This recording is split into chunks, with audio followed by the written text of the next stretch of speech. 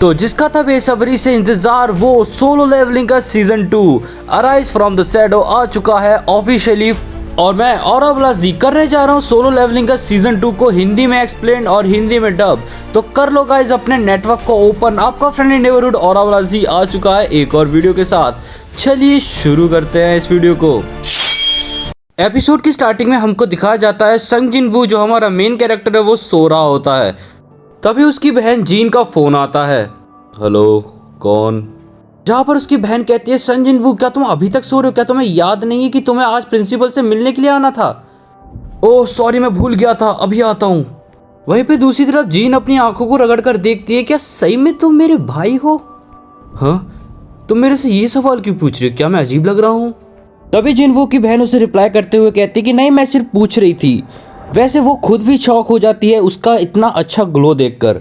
दूसरी तरफ स्कूल की बाकी लड़कियां जिनवू को देख के एकदम पागल ही हो रही होती हैं। तभी जिनवू की बहन कहती है कि तुम काफी ज्यादा स्मार्ट लग रहे हो, शायद तुम्हारी कोई गर्लफ्रेंड होगी, अगर नहीं है तो बताओ मैं तुम्हारी बात करवाऊं।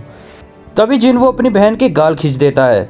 वहीं पे जिनवू आ जाता है स्कूल पे प्रिंसिपल से मिलने के लिए, जहाँ पर प्रिंसिपल जिन की तारीफ करते हुए कहती है कि वो पढ़ाई में काफी ज्यादा अच्छी है और हो सकता है कि वो आगे बहुत अच्छा करे, मुझे लगता है कि तुम्हें उस पर प्राउड होगा। जहाँ पर जिनवू कहता है कि हाँ मुझे उस पर प्राउड है।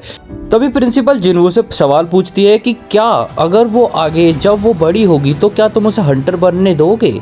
इस क्वेश्चन का आंसर देते हुए जिनवू साफ मना कर देता है और प्रिंसिपल कहती है कि हाँ मुझे लगा ही था तुम यही बोलोगे। तभी एंड में प्रिंसिपल जिनवू से कुछ रिक्वेस्ट करती है और यहीं पे ही बात खत्म हो जाती है।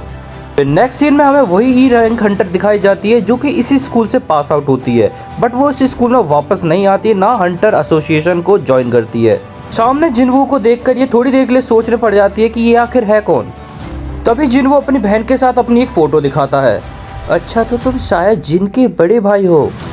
जहाँ पे जिनवू कहता है हाँ मैं वही हूँ जो तुम सोच रही हो। क्या तुम भी उस प्रिंसिपल की बात को कहने के लिए आए हो? मैं अब वापस स्कूल में नहीं जाऊंगी और ना ही अब मैं कोई हंटर हूँ। देखो मुझे पता है तुम एक ई रैंक हंटर हो और तुम तो कुछ पैसा इकट्ठा करके अपनी खुद की असॉल्ट टीम बनाना चाहती थी ना, क्या हुआ उस सपने का? क्या अब नहीं करोगी? तुम मेरे से ऐसे नहीं बोल सकते। अगर तुम मुझे यहाँ पे चिढ़ाने के लिए आए हो तो तुम जान लो तुम भी एक ई रैंक हंटर ही हो। मैं यहाँ पे तुमसे पूछने के लिए नहीं आया हूँ, चलो मेरे साथ। तभी सीन चेंज होता है और एंट्री होती है हुआंग डनसो की, जहाँ पे डनसो कहता है कि मुझे नहीं पता था कि चीफ मिनिस्टर पर्सनली मुझे यहाँ पे मिलने के लिए बुलाएंगे। सर आप यहाँ कितने दिनों के लिए रुकेंगे? जिसमें डंगसो कहता है कि तुम चिंता मत करो, यहाँ पे ज्यादा दिन के लिए मैं रुकूंगा नहीं। वहीं पे आगे ये पूछता है कि तुम अपना होमलैंड छोड़ के यहाँ पर आए हो सिर्फ 2 लोगों से मिलने के लिए? अब इतना सीधा बनने का मेरे सामने नाटक मत करो। तुम खुद सर्वेलेंस टीम में थे और तुम जानते हो कि मैं डंजन के अंदर क्या कर सकता हूँ। सबसे पहले तो वो ई रैंक हंटर और फिर वो डी रैंक हंटर। आखिर इन सब चीज के बारे में इसको कैसे पता चला? तुमको क्या लगता है तुम अपनी इस बेकार एबिलिटी से मुझे रोक पाओगे? तभी सीन चेंज होता है। वहाँ पे चीफ और गिल्ड लीडर दोनों ही बात कर रहे होते किसी अननोन चीज के बारे में जिसका अभी भी कोई क्लू पता नहीं चला। जहाँ पर चीफ कहता है कि हमें इस चीज के लिए कुछ और क्लूज चाहिए होंगे। तभी सीन चेंज होता है। सन जिनवू और वो ई रैंक हंटर साथ में चले जाते हैं रेड करने के लिए, जहाँ पर जिनवू को देखकर ये दोनों मैनेजर बहुत ही ज्यादा खुश हो जाते हैं और कहते हैं कि तुम्हारा शुक्रिया तुम यहाँ पर आए। वहीं पे एक मैनेजर कहता है कि तुम वो ई रैंक हंटर हो ना जो इससे पहले मिशंस में आ चुकी हो? हाँ मैं वही हूँ। चलो अच्छा हुआ सब आ गए हो, तो बस कुछ ही देर में ये सी रैंक गेट खुल जाएगा और फिर हम रेड चालू कर देंगे। इतनी बातें क्यों हो रही है? यहाँ पर कोई पिकनिक करने आए हो क्या? जहाँ पर जिनवू पूछता है कि आखिर ये है कौन? वहीं पे मैनेजर बताता है कि ये है ए रैंक हंटर मिस्टर किम, जो कि इस रेड में हमारे साथ ही हैं और इस असॉल्ट टीम के लीडर भी यही है। जहाँ पर मैनेजर पूरी टीम के बारे में बताता था, जहाँ पे एक ए रैंक हंटर होता है, 5 बी रैंक हंटर होते हैं, 2 सी रैंक हंटर होते हैं और इन दोनों को मिलाकर 2 ई रैंक हंटर होते हैं। टोटल टीम में पूरे 10 मेंबर होते हैं। तभी सी रैंक के गेट को ओपन होते ही सारे जने रेडी हो जाते हैं रेड करने के लिए, जहाँ पर जिनवू कहता है कि चलो हमें चलना चाहिए। फिर दोनों ही साथ में सी रैंक गेट के अंदर घुस जाते हैं। दोनों के गेट के अंदर घुसते ही एक रेड कलर की लाइट चमकती है और जहाँ पे सन जिनवू को कुछ एहसास होता है।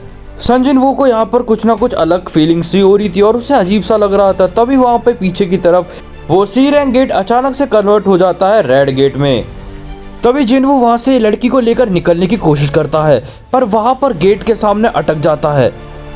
जल्दी से जल्दी सबको इन्फॉर्म कर दो और मदद के लिए किसी न किसी को बुलाओ जल्दी।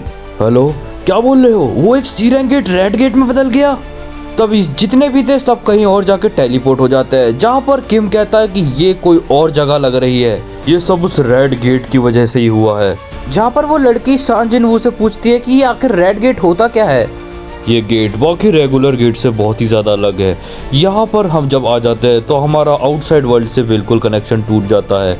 अगर हमें यहाँ पर जीतना है और यहाँ पर निकलना है तो हमें यहाँ के बॉस से लड़ना पड़ता है या फिर इंतज़ार करना पड़ता है जब तक ये सब चीज़ हट ना जाए। तभी एक आइस एरो एक बंदे के आके लगती है, जहाँ पर सभी लोग डर जाते हैं। तभी जिनवू इतनी तेज एरो को बस अपने एक हाथ से आसानी से देख और पकड़ लेता है। इस चीज़ को देख वो बी रैंक हंटर सोच में पड़ जाती है, आखिर से पता कैसे चला। तभी वहाँ पे हमें सामने दिखाई जाते हैं दो आइस एल्व्स। तो यही हैं वो लोग जिनने एरोज मारी थी। जहाँ पे उन एल्व्स को देख वो ई रैंक हंटर डर जाती है, जहाँ पर वो एल्व्स दिखाता हुआ इशारा करता है कि तुम सब मरने वाले हो। जहाँ पे जिनवू गुस्से की नज़रों में उन सबको देख रहा होता है। छोड़ूंगा नहीं मैं तुम सबको। तभी जिनवू उस ई रैंक हंटर को संभालता है। वहीं पर किम चिल्लाते हुए बोलता है कि तुम सब जानते हो ये जगह बहुत ज़्यादा खतरनाक है और मैं चाहता हूँ कि हम यहाँ से जिंदा निकले, तो मुझे इस टीम को गाइड करना पड़ेगा। पर इतने सारे लोगों के होते हुए मैं इस टीम को अच्छे से गाइड नहीं कर पाऊंगा, तो हमें इस टीम को दो हिस्सों में बांट लेना चाहिए। जहाँ पर मिस्टर किम सारे सी रैंक और बी रैंक हंटर को अपने पास ही रख लेता है और डी रैंक और ई रैंक हंटर को यहीं पे ही छोड़ देता है और बोलता है कि मेरी टीम में सिर्फ सी और बी रैंक तक के हंटर ही आ सकते हैं, बाकी तुम सब यहीं रुकोगे। वहीं पर दूसरी तरफ एक बी रैंक हंटर जो कि कहती है कि क्या मैं उनकी टीम ज्वाइन कर सकती हूँ। हाँ तुम कर सकती हो, पर ये तुम्हारे ऊपर है। कितनी बेकार औरत है, इसे क्या लगता है कि ये ई रैंक हंटरों के साथ जिंदा रह सकती है? शायद से कोई सिंपैथी है जिसकी वजह से इनके साथ जा रही है। मैं जानती हूँ वो सर किम ने नहीं देखा था, पर मैंने वो देखा था उस एरो को। मुझे पता है कि तुम कोई एक ई रैंक हंटर नहीं हो, ए या फिर उससे भी हाई लेवल के कोई हंटर हो। जहाँ पर वो बी रैंक हंटर जिनवू की टीम ज्वाइन कर लेती है, वहाँ पर किम कहता है कि हमें इस सीधे रास्ते पे चलना चाहिए और वहाँ पर जिनवू कहता है कि मैं जंगलों की तरफ से जाऊँगा। फिर किम कहता है कि गुड लक तुम सभी को। वहीं पे जिनवू भी कहता है कि तुम भी संभल के रहना। वहीं पे खूंखार भालुओं के निशान देखकर किम समझ जाता है कि ये पूरी टेरिटरी खूंखार आइस बियर्स की है। वहीं पे एक सी रैंक हंटर कहता है कि अगर ये पूरी टेरिटरी खूंखार आइस बियर्स की है तो हो सकता है वो ई रैंक हंटर का बचना नामुमकिन हो। मैं जानता हूँ उन सबके बचने के कम चांसेस हैं।